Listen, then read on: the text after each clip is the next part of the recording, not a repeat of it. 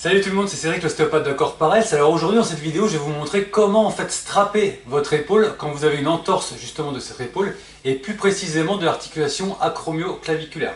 C'est l'articulation en fait qui se trouve juste au-dessus de votre épaule ici, là où vous sentez un petit os qui dépasse. Donc c'est l'articulation entre l'épine de votre omoplate et votre clavicule qui forme donc l'articulation acromio-claviculaire. Là, vous pouvez d'ailleurs voir aussi, si vous voulez, en médaillon, sur la petite photo que je vous montre là, on la voit très bien aussi. Et donc du coup, malheureusement, dans mon cabinet, je me retrouve beaucoup avec énormément de patients qui ont des séquelles de douleur et de mobilité, en fait, parce qu'en fait, ils n'ont pas été pris en charge correctement tout de suite après le traumatisme. Très souvent, après des chutes au ski, on va vite faire aux urgences, dans les cabinets médicaux du coin, et comme c'est un peu surchargé, on vous dit attendez, ça va passer, ça va se résorber tout seul, etc. Ou alors lorsqu'on se fait mal sur un terrain de sport, etc.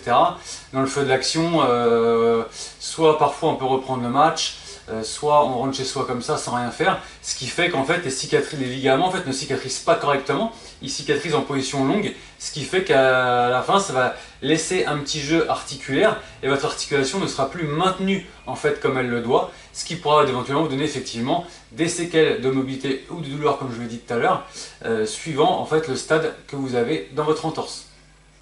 Alors juste avant que je vous montre un petit peu comment on strappe cette épaule et comment on l'immobilise, je vais quand même vous parler un petit peu des mécanismes de l'entorse. Et ça je ne vous l'ai pas dit non plus, mais si jamais vous aimez le travail que je vous présente et les petites astuces que je vous donne, n'hésitez pas à vous abonner en cliquant sur le petit bouton en bas à droite de votre écran, à liker, à partager si vous avez des amis qui sont dans ce cas-là et à commenter si vous avez des expériences sur le sujet parce que c'est toujours hyper intéressant. Donc du coup, pour en revenir à nos moutons, comme je vous le disais, en fait cette entorse de cette articulation, elle survient souvent après un traumatisme, soit après une chute, le bras en fait tendu, ou directement sur votre épaule, ou alors par exemple au football lors d'un duel aérien et vous pouvez retomber sur votre épaule. Ou encore lorsque vous faites justement un duel épaule contre épaule en sport, ça peut éventuellement signifier que vous avez une petite entorse d'articulation acromio-claviculaire. Il y a un truc avec lequel il ne faut absolument pas confondre, c'est que parfois il peut y avoir une fracture de la clavicule et il ne faut pas la confondre avec l'entorse parce que c'est pas du tout le même type en fait de traitement. Donc c'est pour ça que je vous conseille, quoi qu'il arrive, si vous faites cette entorse là en fait, vraiment de consulter un médecin pour qu'il puisse faire le diagnostic.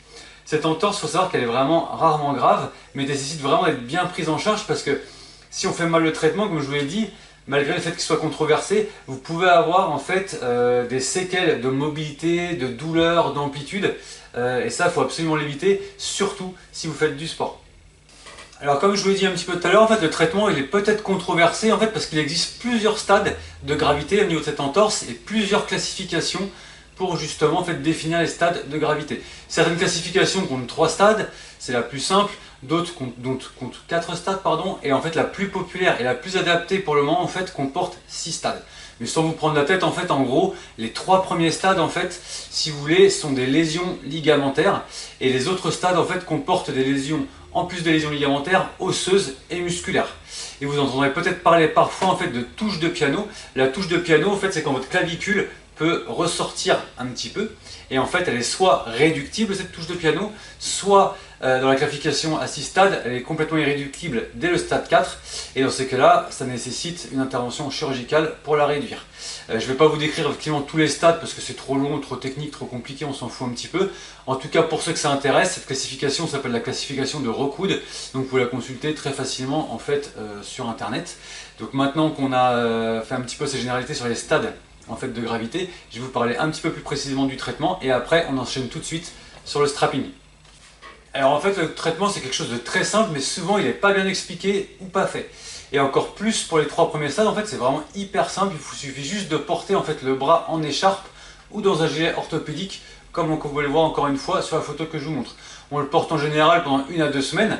Bon là il y a encore une fois comme d'habitude une petite controverse, en tout cas pour le stade 3, mais en fait si vous voulez, il n'y a aucune étude qui montre qu'il y a un avantage à opérer ou faire de la chirurgie dans le stade 3. Dans 80% des cas, en fait, l'évolution elle est favorable après un traitement conservateur, donc sans chirurgie. Et ensuite, vous pouvez reprendre le sport quand vous n'avez plus de douleur. Pour le stade 3, en général, on le tente à peu près à 6 semaines. Pour les stades 4 à 6, en tout cas, là, il n'y a vraiment pas de doute, c'est un traitement chirurgical, donc là, c'est plutôt de votre sort. Vous avez juste à vous laisser guider. Voilà, du coup, on a fini avec les explications un petit peu générales sur le traitement. Maintenant, on va passer à la pratique. Vous allez voir, c'est super cool et c'est pas si compliqué que ça. Je vous montre tout de suite comment on fait le strap. Alors comme je vous le disais tout à l'heure, on va passer à la pratique. Donc pour ça c'est super simple. On va d'abord en fait créer sur l'épaule des points d'ancrage pour pouvoir appuyer vos bandes. Donc du coup ce qu'il faut faire, c'est dans un premier temps mettre une première bande du côté du bras où il y a l'entorse. Donc là on la voit très bien, la touche elle sort plutôt pas mal. Donc là la bande on va la mettre comme ceci. Vous avez vu en fait sous votre épaule vous avez un espèce de V qui est formé. Donc on va mettre la bande à ce niveau là. Et donc du coup, je vais te faire écarter un peu le bras. Voilà. On va fermer comme ceci, sans serrer la bande en fait. Voilà, tout mou pour pas en fait qu'il y ait de compression vasculaire ou artérielle. Ensuite, on va faire un deuxième point d'appui. Donc c'est à ce niveau-là, on va la mettre comme ceci la bande parce qu'elle va nous servir à un point d'appui. Vous voyez qu'il y a le téton et qu'il y a des poils, donc si jamais vous ne voulez pas vous faire arracher trop de poils et moins transpirer en enlevant la bande, ce qu'on va faire, c'est qu'on mettra un petit coton au niveau du téton. Voilà, je vais le placer maintenant. Voilà, comme ça on est tranquille. Hop, je vais passer par là et on va appliquer là. Comme ça, ça sera un petit peu moins désagréable. Et là, je vais fixer. Pareil, celle-là, on ne la sert pas, elle nous sert juste de point d'appui, hein, donc on s'en fiche un petit peu. On ne va pas créer de compression. Et la dernière bande, en fait, elle va se trouver sur l'épaule opposée, en fait. Ce sera le dernier petit point d'appui. Vous voyez, pour l'instant, c'est pas trop compliqué.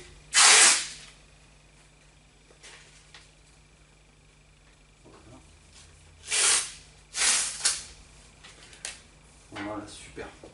Et maintenant qu'on a fait ça, en fait, ce qu'on va chercher à faire, c'est de rapprocher en fait la clavicule de l'épine de l'omoplate pour qu'en fait, si vous voulez, les deux structures osseuses soient bien rapprochées et donc que le ligament puisse cicatriser en position courte. Et une fois qu'il aura cicatrisé, il n'y aura plus de jeu articulaire. Donc du coup, pour ce faire, en fait, il va falloir plaquer un petit peu la clavicule vers l'arrière et vers le bas. Donc du coup, moi, ce que je vais faire, eh ben, je vais appliquer cette force-là avec les bandes.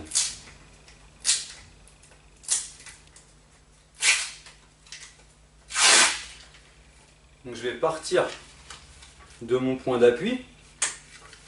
Voilà, je vais tirer la bande comme ceci. Et là, je vais vous faire placer les épaules un peu en arrière, parce qu'en fait, en plaçant les épaules en arrière, ça va m'aider à plaquer la clavicule. Et en fait, je vais tirer le plus possible vers l'arrière, et une fois que je suis bien vers l'arrière, je vais tirer vers le bas, et ma bande, en fait, va tomber en arrière, à l'endroit qui correspond à ce point d'appui-là. Et du coup, pour être sûr d'être un peu plus puissant, on peut répéter l'opération encore une fois. Sauf que là, en fait, on va décaler très légèrement les bandes l'une de l'autre. On ne va pas les superposer.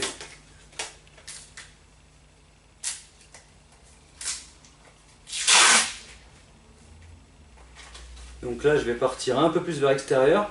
Parce qu'en fait, grâce au fait qu'on ne les superpose pas, eh ben, on va être un petit peu plus puissant. Donc là, pareil, bien les épaules en arrière. Je tire le plus possible en arrière et vers le bas. Et je pose ma bande comme ceci. Donc là, grâce à ça, la clavicule elle est bien placée vers l'arrière et vers le bas. Maintenant, ce qu'on va faire, c'est qu'on va essayer de la réaxer aussi un petit peu et de la remettre encore un peu plus vers le bas et de la stabiliser. Donc là, on va faire passer des bandes en pont qui vont partir de ce point d'appui-là, qui vont croiser l'articulation au niveau de l'entorse et qui vont se terminer en fait sur l'épaule opposée. Donc là, ce qu'il faudra faire, soit vous aidez le patient parce qu'il ne peut pas lever le bras tout seul, ou soit il arrive à lever le bras tout seul, et à ce moment-là, je lui demanderai de le faire. Voilà. Donc on va partir comme ceci du point d'appui. Je vais tirer un petit peu sur ma bande, et là, on va juste lever le bras un petit peu comme ça. Ça va? Et là, vous visez bien en fait l'articulation. Vous mettez un point d'appui pour pas que la bande se barre. Et là, vous tirez très fort sur le côté. Vous allez au niveau de la base de la nuque. Voilà. Et vous posez le pansement. Voilà. Pareil, on peut relâcher un tout petit peu.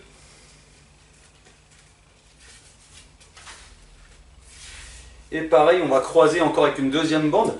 L'étape d'avant avec ces deux bandes-là, on peut en rajouter une troisième, ça dépend de la puissance qu'on veut. Et là, c'est exactement la même chose. On peut en rajouter une troisième suivant la puissance qu'on veut. Là, en fait, je vais partir un petit peu plus en avant, toujours pour ne pas superposer complètement mes bandes et garder de la puissance. Et pareil, je vise l'articulation, je croise comme ceci et je pose. Donc là, le pansement est terminé. Si vous voulez garder un peu plus de puissance, vous pouvez garder le bras levé comme ceci et poser la bande. Une fois que le pansement est terminé, vous pouvez le fermer. Donc là, c'est tout simple. On va le fermer pour que ça tienne bien.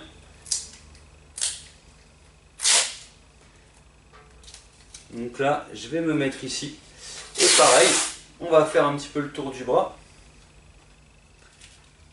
À ce niveau-là, aucune pression. Encore une fois, pour ne pas léser les éléments vasculo-nerveux. On va faire la même chose au niveau des deux bandes pectorales et claviculaires. Voilà. On ferme sans tension. Et dernière bande de l'autre côté.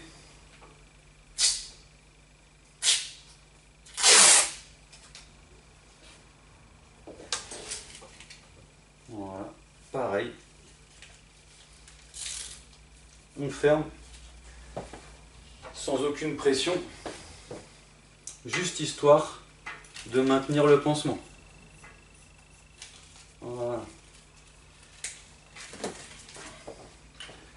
Nickel, donc là vous avez un pansement qui est terminé, où l'articulation est bien maintenue, donc il n'y a plus aucun danger, le ligament peut cicatriser correctement, ce qui va éviter en fait que vous ayez des problèmes de récidive ou des problèmes de mobilité à l'avenir.